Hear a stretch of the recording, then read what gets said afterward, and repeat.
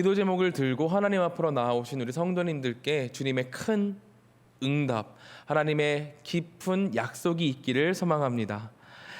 우리가 기도할 때에 하나님께서 절대로 우리 기도 제목 땅에 떨어지지 않게 하시고 귀에 귀담아 들어주실 줄로 믿습니다. 우리 모든 성도님들의 아픔과 슬픔 혹은 기쁨이 하나님 앞에 상달되는 오늘 밤이 되기를 진심으로 소망합니다.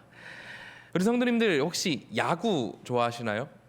한국에서 가장 인기 있는 스포츠라고 한다면은 그거를 어떤 스포츠가 가장 인기가 있는가 경쟁을 한다면은 세 손가락 안에 빠질 수 없을 정도로 인기가 많은 스포츠는 야구일 겁니다.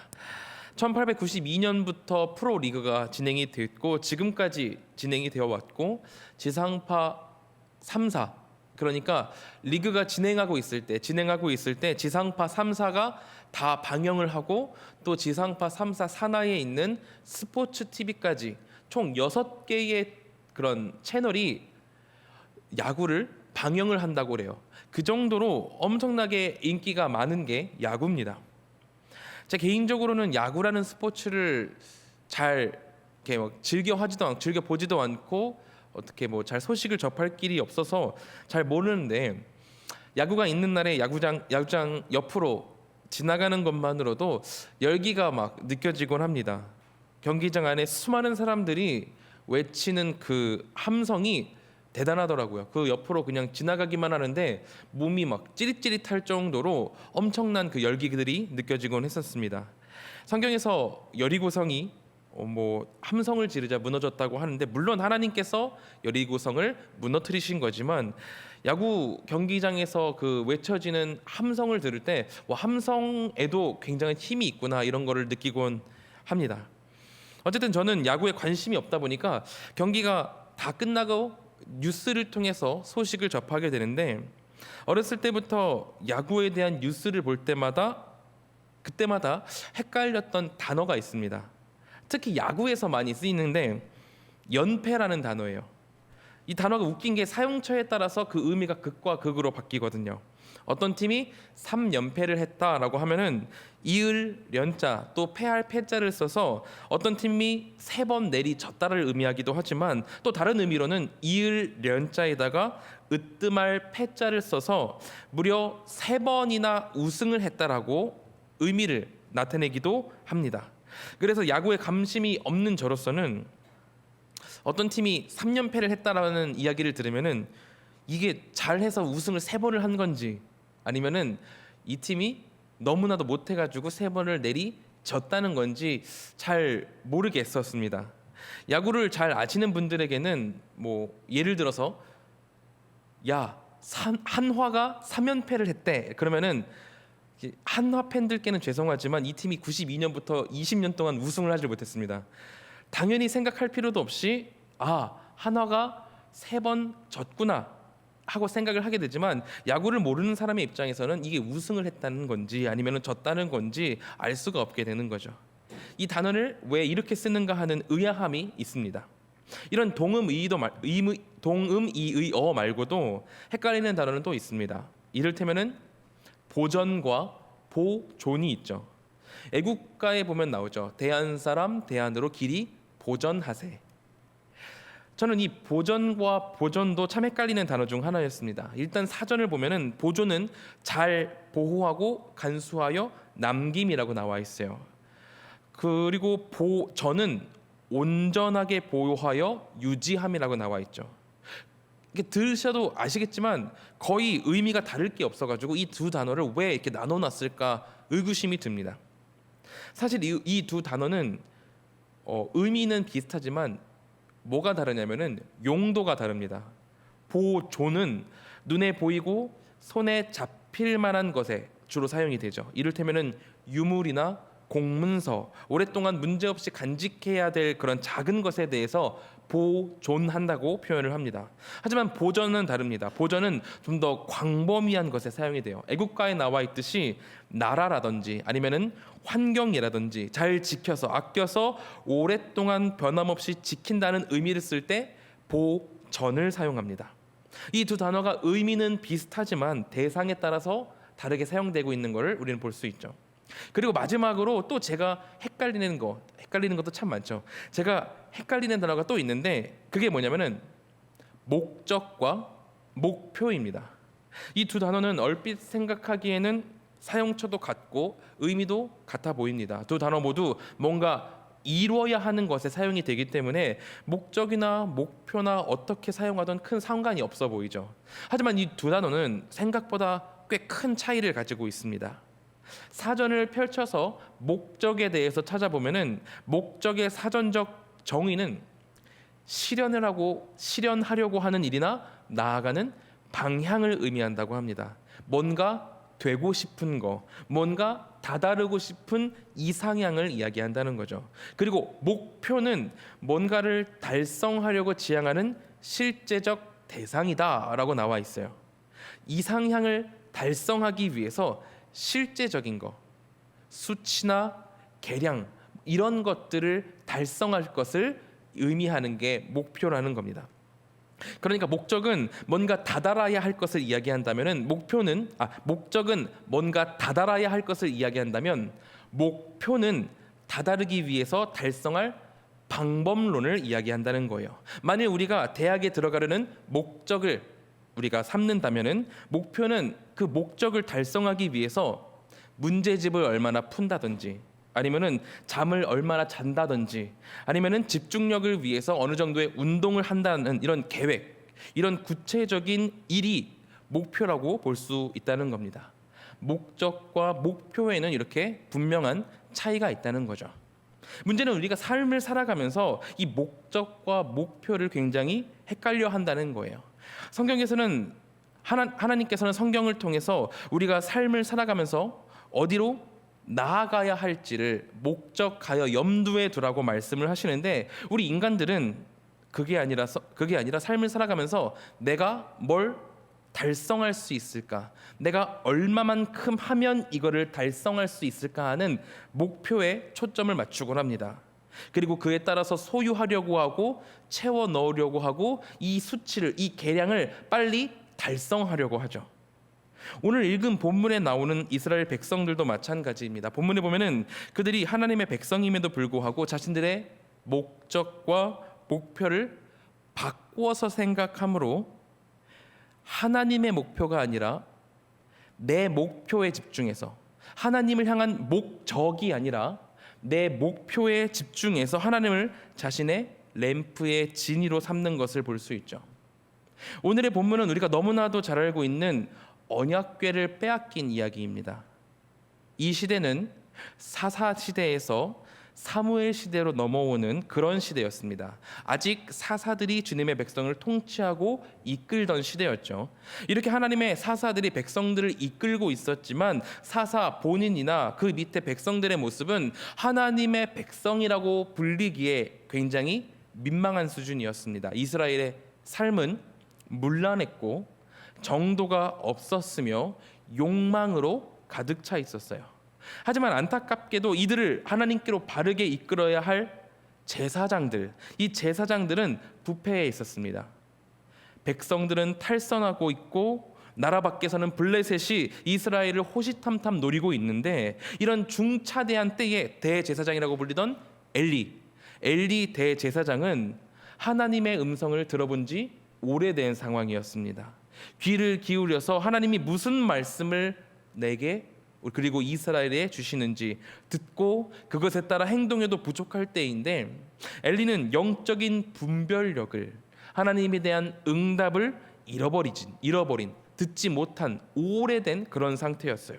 그뿐만이 아니죠. 엘리의 아들들 대제사장의 아들들인 제사장 홈니와 비느하스는 성경에서 어떻게 묘사되냐면 사무엘상 2장 12절에 행실이 나빠서 여호와를 알지 못하더라라고 묘사가 되고 있습니다. 그리고는 곧바로 2장 25절을 통해서 하나님께서 그들을 죽이기로 뜻하셨다라고 처형 선고까지 당하고 있죠. 엘리의 아들들이 얼마나 악행을 저질렀는지 하나님은 그들을 죽이기로 선고까지 하실 정도였어요. 하나님 앞에 누구보다 거룩하고 행실을 바로 해야 할 대제사장과 그의 아들들이 오히려 더 악한 일들을 하나님 앞에서 저지르고 있었다는 겁니다. 이렇게 이스라엘의 죄악은 제사장에서부터 일반 백성에게까지 처참한 수준에 이르고 있었습니다. 어느 누구 하나 의인이라 불릴 수 있는 사람이 없는 암흑의 시대가 오늘 본문의 시대였어요. 그리고 이런 시대 상황에서 엎친 데 덮친 격으로 어떤 일이 일어나냐면은 블레셋 사람들이 이스라엘을 쳐들어왔습니다. 블레셋인들은 진을 치고 전열을 벌려 이스라엘을 공격해 들어왔죠. 블레셋은 전쟁을 자주 하는 민족이고 전쟁에 훈련이 되어 있는 베테랑 그런 민족이었기 때문에 영적으로 부패하고 하나님께서부터 멀어진 이스라엘은 그들 앞에서 속수무책이었습니다. 반면에 이스라엘은 좀 전에 얘기했듯이 영적으로 부패해 있고 왕 또한 없었기 때문에 상비군이 없었어요. 그냥 비상시에 사람들을 끌어다가 병사를 만들고 편전을 해가지고 전쟁에 나가는 그런 수준이었습니다. 객관적인 시선으로 봐도 질 게 뻔한데 이 백성들이 하나님을 떠나 있기까지 했으니 블레셋과 이스라엘의 전쟁은 일방적일 수밖에 없었습니다. 지는 게 당연했죠. 오늘 4장 첫 번째 절에 보면은 이스라엘이 블레셋에 패해서 4,000명가량의 군사가 죽임을 당하고 진영으로 도망쳐 들어오게 된 것을 볼 수 있습니다. 그때 패배한 백성들이 4,000명이나 전사한 이 전투를 겪고 나서 어떤 생각을 하냐면은 4장 3절에 이렇게 얘기를 해요. 우리가 방금 전에 읽었죠. 백성이 진영으로 돌아오매 이스라엘 장로들이 이르되 여호와께서 어찌하여 우리에게 오늘 블레셋 사람들 앞에 패하게 하셨는고 여호와의 언약궤를 실로에서 우리에게로 가져다가 우리 중에 있게 하여 그것으로 우리 원수들의 손에서 구원하게 하자 하니. 이스라엘의 선택은 언약궤를 이 전쟁터로 가져오는 것이었습니다. 바로 이 부분에서 우리는 이스라엘 백성들의 목적과 목표가 전도되는 것을 보게 돼요. 그들의 선택은 너무나도 얄팍했어요. 이스라엘을 가나안으로 인도하신 것은 하나님이셨고 그 가운데 주님은 놀라운 이적들을 선포하시면서 누가 진짜 신이신지 이 세상을 창조한 분이 과연 누구이신지 온 땅이 다 알도록 하셨죠. 오늘 보면 8절만 해도 블레셋이 여호와의 언약궤가 도착했다라고 하니까 이렇게 말을 해요. 우리에게 화로다. 누가 우리를 이 능한 신들의 손에서 건지리오. 그들은 광야에서 여러 가지 재앙으로 애굽인을 친 신들이니라. 하나님께서 엄청난 분이시라는 것은 이스라엘을 공격해 들어온 블레셋도 잘 알고 있는 사실이었습니다. 하나님 여호와께서는 그런 분이셨어요. 그렇다면은 이스라엘이 블레셋의 공격을 받을 때 그리고 공격을 받아서 4,000명이 전사하는 패를 경험했을 때 그들이 했어야 되는 것은 무엇이었을까요? 당연히 하나님께 간구하는 일이 선행되어야 합니다. 비록 그들이 지금까지 죄를 저질러서 악한 모습들을 하나님 앞에 보이긴 했지만 이런 위기 앞에서 그들이 뭘 더 제겠어요? 그냥 하나님 앞에 무릎을 꿇고 땅에 머리를 이렇게 축 쳐박고 싹싹 빌면서 살려달라고 비는 것밖에 그들이 할 게 없었습니다. 하지만 이스라엘 백성들에게 신앙은 목적이 아니었어요. 하나님께서는 그들을 가나안으로 인도하시면서 하나님을 바라보라고, 하나님을 따라오라고, 하나님만 믿고 하나님께로 나아오라 말씀하셨습니다. 하나님과 하나님이 주신 땅을 목적으로 해서 어떤 상황에도 흔들림 없이 하나님을 바라볼 수 있도록 인도해 오셨고 그렇게 훈련을 시켜 오셨어요. 그 방향이 혹은 조금 잘못되더라도 다시 방향을 틀어서 하나님을 목적으로 두는 것이 옳았습니다. 그러나 오늘 본문의 이스라엘은 그들은 신앙과 믿음을 목표로서 사용하기 시작했습니다. 자신들의 목적을 하나님에게서 나 자신으로 틀고 신앙을 자신의 이득을 취하기 위한 목표로 사용했던 거예요. 그 시대에 제사의 모습이 없었나요? 그들이 아무리 악했다고 해서 그들이 아무리 하나님을 떠나 있다고 해서 제사의 모습이 없어진 건 아니었습니다. 아니었죠. 그들은 여전히 제사를 드렸고 종교적인 열심엔 최선을 다했습니다. 기도하고 예배하며 그들이 드릴 수 있는 열심에 열과 성을 다했어요. 하지만 그 열심은 하나님을 위한 것이 아니었고 하나님이 알려주신 방법이 아니었습니다. 그렇다면 그들이 그렇게 열심을 냈던 이유가 무엇인가요? 그 열심이라는 목표를 달성함으로 신이 나에게 줄 복, 신이 나에게 줄 능력, 신이 나에게 줄 편안함, 그런 것들을 기대했던 거예요. 잘 드려진 제사라는 목표를 달성하면 자신의 삶이 풍요롭게 될 것으로 기대했던 거예요. 마치 율법을 지키고 율법을 목표로 삼고 잘 지키면은 자신이 구원을 얻을 수 있을 거라 생각했던 바리새인들처럼 그들은 하나님을 목적으로 두는 것이 아니라 하나님을 목표로 삼고 자신들이 향유하기 시작했던 거예요. 그렇게 제사가 목적을 잃고 타락하자 홈리, 비느하스 같은 자들이 나타나서 하나님께서 받으셔야 할 제사물들을 탈취하고 성전에서 문란한 일 하기를 두려워하지 않으면서 악행을 저지르고 있는 겁니다. 목적을 잃어버린 목표는 껍데기에 불과하기 때문이죠. 껍데기만 멀쩡하면 아무 문제가 없거든요. 제사물을 조금 손대서 먼저 탈취하면 좀 어때요? 제사 드릴 땐 아무도 눈치채지 못할 텐데 성전에서 문란하게 살면 어때요? 밖에 있는 사람들은 그들이 이렇게 문란한지 모를 텐데 이와 같은 악한 생각과 모습이 이스라엘에게 있었던 겁니다. 그리고 그 최고조가 오늘 본문에 나타나는 언약궤를 전쟁터로 가지고 오는 일입니다. 하나님께 물을 필요도 없이 언약궤를 가져다가 전쟁에 참여했어요. 본문에 나타나는 그들은 고민하길 여호와께서 우리를 패하게 하셨는가? 3절에 그렇게 나오죠. 여호와께서 우리를 왜 패하게 하셨는가 하면서 마치 하나님께 간구하고 깊이 고민하는 것 같아 보이게 합니다. 하지만 이 껍데기만 남은 자들의 선택은 얄팍해도 너무 얄팍했습니다. 그동안의 이스라엘의 전쟁의 승리에는 언약궤가 선봉에 섰었기에 이번에도 그 그림을 만들어 놓으면 언약궤가 우리의 앞장서는 그 그림만 만들어 놓으면 자신들이 전쟁에서 성공할 수 있을 것이라 생각했어요. 이는 어느 정도 들어맞아 보이는 것 같았습니다. 5절은 이렇게 얘기하죠. 여호와의 언약궤가 진영에 들어올 때 온 이스라엘이 큰 소리로 외침에 땅이 울린지라. 언약궤가 이스라엘 전쟁터 진영으로 들어올 때 병사들 모두는 큰 소리로 외쳤습니다. 땅이 울릴 정도로 그들은 승리를 확신했어요. 하지만 결국에 그들은 어떻게 되죠? 10절, 11절에 보면은 블레셋 사람들이 쳤더니 이스라엘이 패하여 각기 장막으로 도망하였고 사륙이 심히 커서 이스라엘 보병에 엎드러진 자가 3만 명이었으며 하나님의 궤는 빼앗겼고 엘리의 두 아들 홈리와 비느하스는 죽임을 당하였더라. 목적과 목표가 전도되어 껍데기만 남은 신앙의 끝이 여기 있는 거예요. 파괴되고 무너지고 하나님 앞에 버림받아 죽음에 이르는 것이죠. 우리는 이것을 기억해야 합니다. 하나님과 하나님의 나라라는 목적이 결여되고 단지 종교적 열심만 남아서 목표만 남은 껍데기적 신앙, 이 껍데기적 신앙은 거짓된 신앙이라는 겁니다. 그런 껍데기 신앙은 하나님께서 마련하신 구원의 길에 이를 수가 없다는 거예요.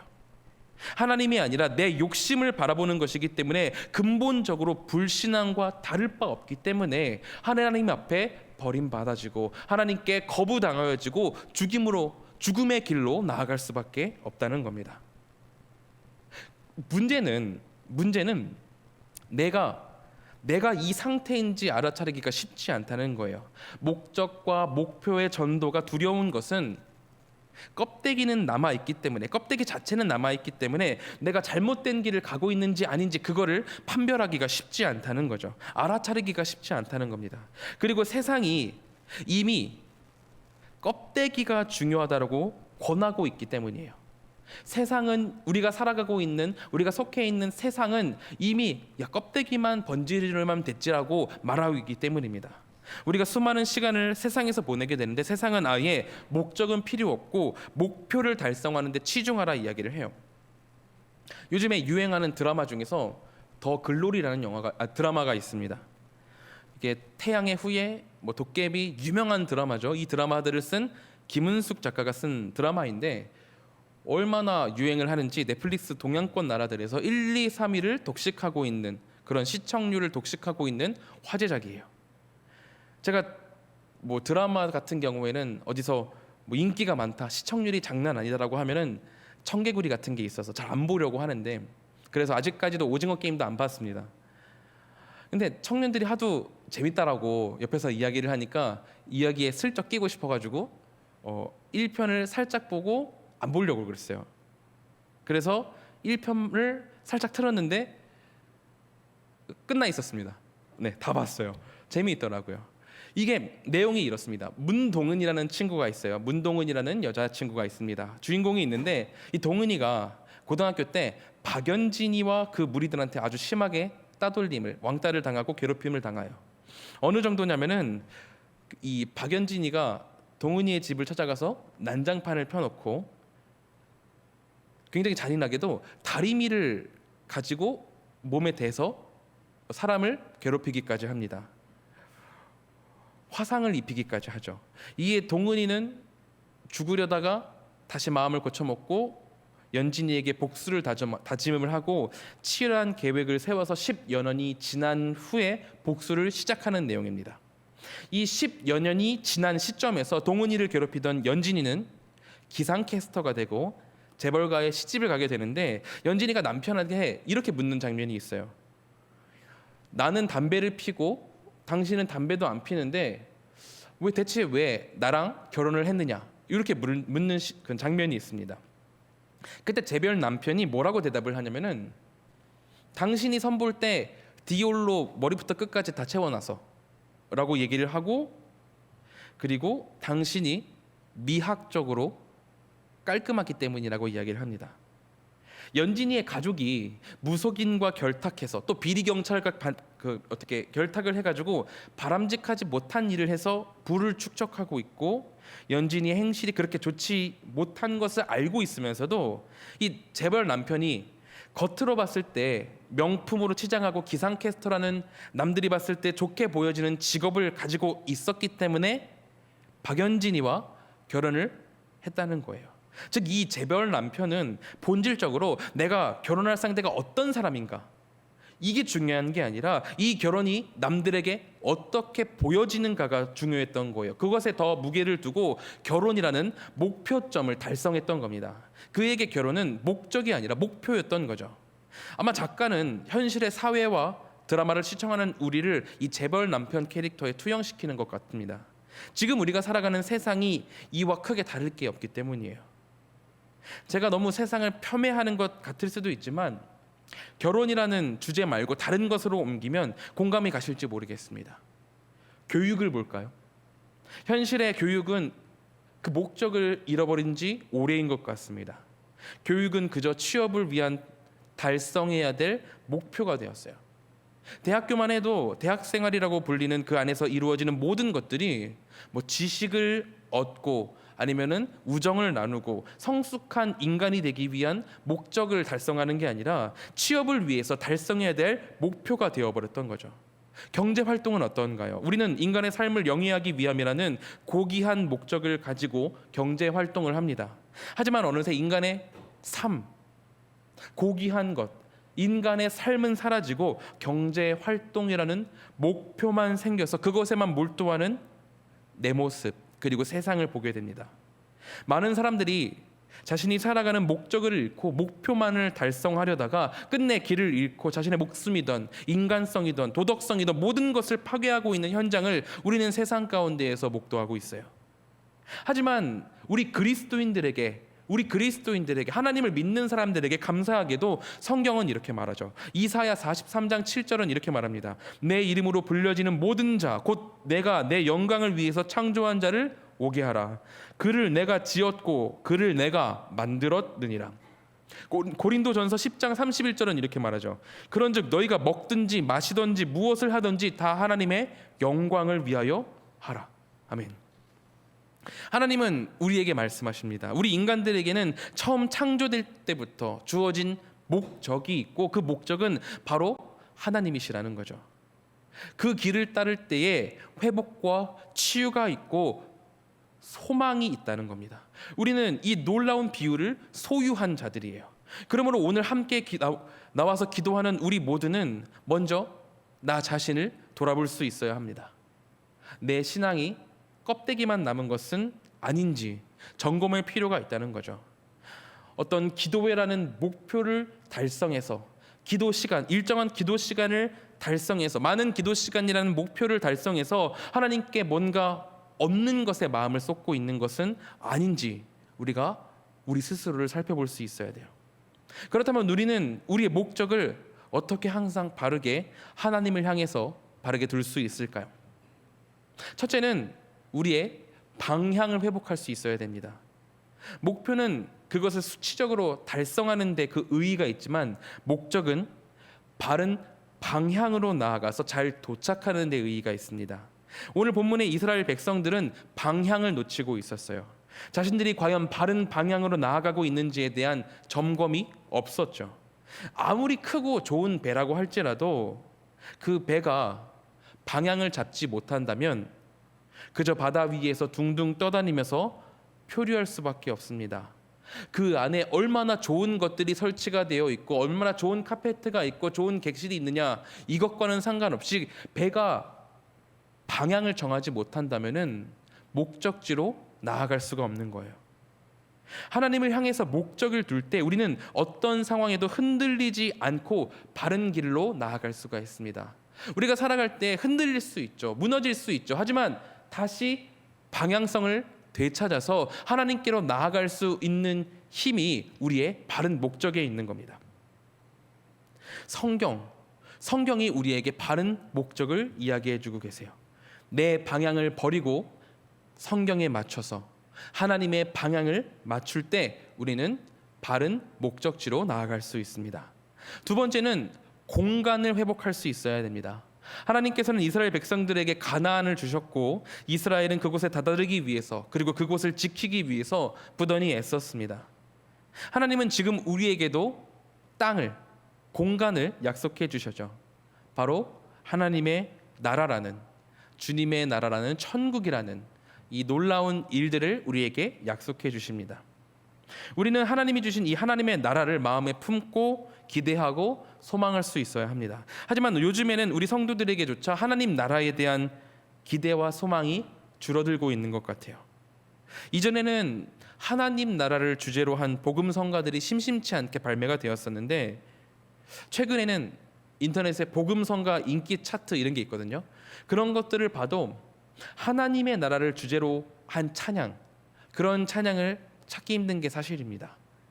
우리는 이 부분에 경각심을 가지고 하나님의 나라에 대한 기대와 소망을 잃지 않도록 노력할 수 있어야 합니다. 실제로 존재하고 우리가 영원히 살아가게 될 곳이며 큰 위로를 받게 될 하나님의 공간이 그리스도인들에게 약속되었다는 그 사실이 없다면 우리가 대체 어디를 향해 나아갈 수 있겠어요? 하나님의 나라는 우리 신앙의 큰 부분이고 우리가 절대 놓치지 말아야 할, 절대 놓쳐서는 안 되는 중요한 부분입니다. 우리는 하나님이 주신 그 공간에 대해서 소망하고 기대할 수 있어야 됩니다. 마지막으로 목적을 항상 바르게 하기 위해서 우리가 기억해야 할 것은 하나님의 영광 가운데 거하도록 노력해야 한다는 겁니다. 오늘 언약궤를 빼앗긴 이야기 다음에 어떤 일이 일어나냐면은 홈리와 비느하스가 언약궤를 빼앗긴과 동시에 블레셋에 죽임을 당하고, 이후 임신했던 비느하스의 아내가 이 소식을 듣게 됩니다. 그녀가 언약궤가 빼앗기고 남편이 죽었다는 소식을 들으면서 아이를 해산하는데 거의 죽을 위기에 처해요. 그렇게 죽어갈 때 그녀가 아이의 이름을 마지막으로 외치는데 뭐라고 짓냐면은 이가봇이라고 짓거든요. 이가봇은 하나님의 영광이 이스라엘에게서 떠났다는 의미를 가지고 있습니다. 이 이름은 이스라엘 전체를 대변하기도 해요. 이 상황을 겪고 이스라엘은 아마 모두 이렇게 생각했을 거예요. 하나님의 영광이 우리를 떠났다라고 생각을 했겠죠. 하지만 이것은 옳은 생각이 아닙니다. 하나님의 영광은 전쟁에 한번 패했다고 혹은 언약궤를 빼앗겼다고 왔다 갔다 하는 것이 아니기 때문이에요. 하나님은 항상 그 자리에 계신 분이시며 모든 것 위에 뛰어난 분이십니다. 그러므로 이 사건을 통해서 하나님의 영광이 이스라엘을 떠난 게 아니라 이스라엘이 하나님의 영광을 떠나온 게 맞는 거죠. 그들은 이미 진작에 하나님의 영광을 떠나 있었습니다. 죄를 짓고 악한 모습들을 계속해서 보여왔잖아요. 우리 인간들은 악해서 계속하여 하나님을 떠나려 하는 습성을 가지고 있습니다. 그렇기에 목적을 잃고 목표를 따르며 껍데기 신앙에 이르게 되는 거죠.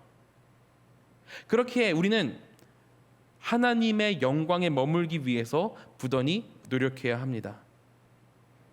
우리의 방향을 바르게 하고 하나님의 나라를 소망하기 위해서 우리는 하나님의 영광 가운데 거하기 위해서 최선을 다해서 노력해야 돼요. 우리의 빈 껍데기를 다시 채우고 진정한 풍족을 누리게 하는 것은 오직 하나님의 영광 안에 거할 때, 하나님과 함께 할 때 그뿐이기 때문입니다.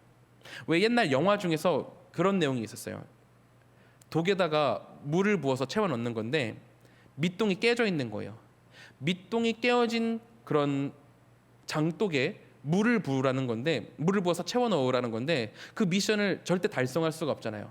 그때 어떤 한 사람이 아이디어를 내는 게 그 장독대를 들어다가 연못에다가 던져 넣습니다. 그러자 그 장독대 안에 물이 가득 차게 되죠.